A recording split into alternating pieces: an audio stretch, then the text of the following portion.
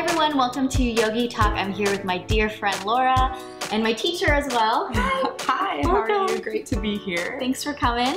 Happy to be on Yogi Talk. Yes. Well, we're going to talk about the 7 do's and don'ts for our pregnant yoga mamas in our yoga class.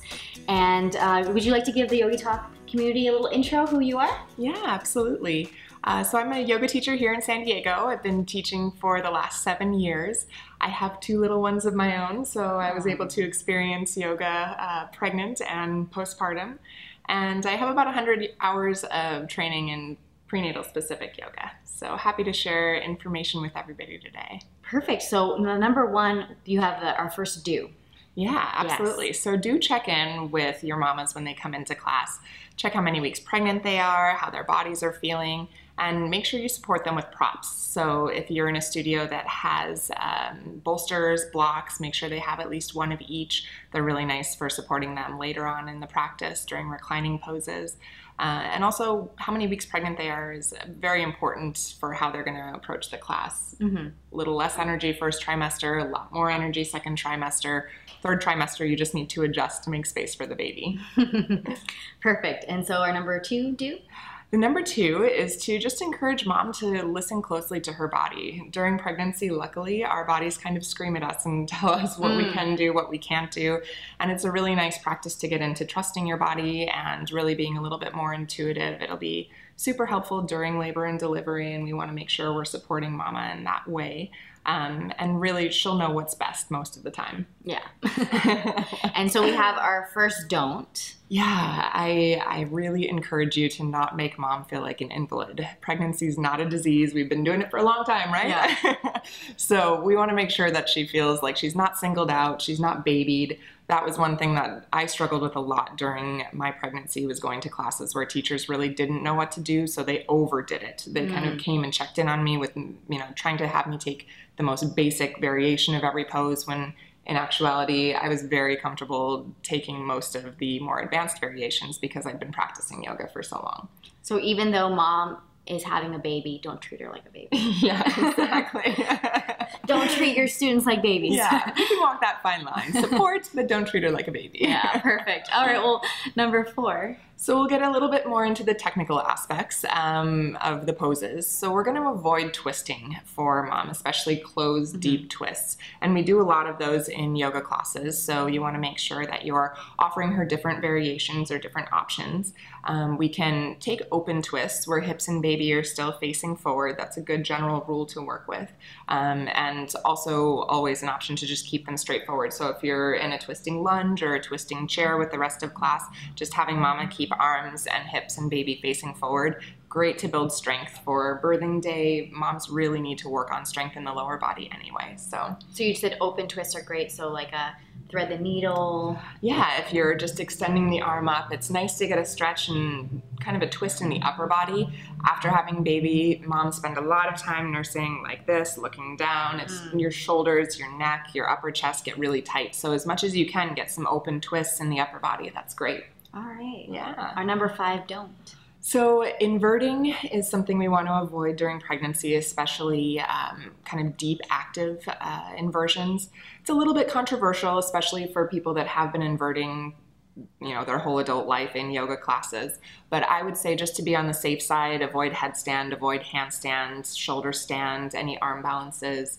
Down dog is great. Puppy pose is another good option, also called anahatasana, child's pose, especially if they're used as transition poses, not really held for a long period of time.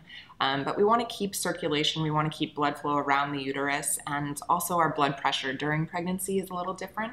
So you want to make sure that we avoid letting mama be dizzy or feeling nauseous at all, which can happen while you're inverted. Okay. Yeah. Well, so our number 6 one. 6, yeah, we're on to 6. Don't have mama on her belly? Yeah, avoid having mama flat on her belly. I know it sounds like an obvious thing, but because we are seeing lots more women come to classes who haven't practiced yoga before, we want to make sure that they know that, especially after, the first 10 weeks or so, when the uterus is developed enough where it can be harmful, we want to have them on hands and knees or in down dog or in another position that will give them some space and there's support there. Any kind of pressure flat on the belly can be dangerous just to the baby, and we don't really want to have all of our weight there. So find other options. It's a great thing to get creative in your practice, in your teaching when you have pregnant women in there with you. All right, and our number 7, this one was new to me. Yeah, so don't have mama flat on her back after about 16 to 18 weeks. And it can vary for every woman, but we have a vein called the vena cava, one of the main veins in the body. And actually, the baby gets heavy enough after about 16 to 18 weeks that it can put pressure on the vena cava, actually causing shortness of breath, dizziness, nausea in the mother. For me personally, my fingers and toes would start tingling when I was flat on my back, and my feet would go to sleep. But it also can constrict the blood flow to baby. So we want to be really safe with that. Make sure mom's not flat on her back. And like I said in the beginning, you'll have props hopefully. So one of the great ways to take an alternative is to take your bolster at about a 45-degree angle, block underneath it at one of the 3 heights. And that way mama can still be reclined, but just at an angle. So the weight of the baby's not directly on the vein. Okay. Yeah. And another option in Shavasana is lying onto their side, specifically the left side. It's helpful just for giving the baby a little bit of an urge to move that way. That's optimal birthing position to have the baby on the left, head down. So just let gravity do its work and let mama feel supported in fetal position on the left. With a nice bolster. Yeah, bolster maybe between the knees. That's a nice one. Yes. Well, thank you, Laura, for being here. Yeah, thank you. Where can people find out more information about you? So you can check out my website. It's lauramunkholm.com. You'll find my schedule, my weekly schedule there, and also plenty more information about prenatal yoga and the different styles of yoga that help support women during pregnancy. I think you as teachers will start to see many more women in your classes that are pregnant. Doctors, OBGYNs, doulas, midwives are sending women to yoga classes. It's a great way for them to take some time to connect to baby, to really get into the mindset of trusting body, trusting baby, and really mirroring the fluid experience that baby's having inside them by being fluid in their own bodies. So I love that they're coming, and I just hope that you feel a little bit more knowledgeable and comfortable having pregnant women in your classes. Perfect. So I encourage each and every one of you to take a prenatal class or training.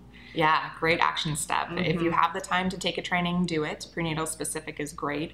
But otherwise, pop into a prenatal class. Even guys, doesn't matter. I've got guys in my classes, the dads come. So it's a nice way to see what the women are doing during each trimester, the different modifications, the different offerings that the teacher has for the prenatal women. Perfect. Yeah. Well, thank you for being here. Yes, loved it. Loved it. And so much fun. Yes, thank you everyone for checking out Yogi Talk. My name is Steph Villegas. Make sure you subscribe to our YouTube channel, subscribe to our newsletter to get awesome information, and send to your friends, spread it. I'll see you soon. Namaste. Namaste. Bye-bye.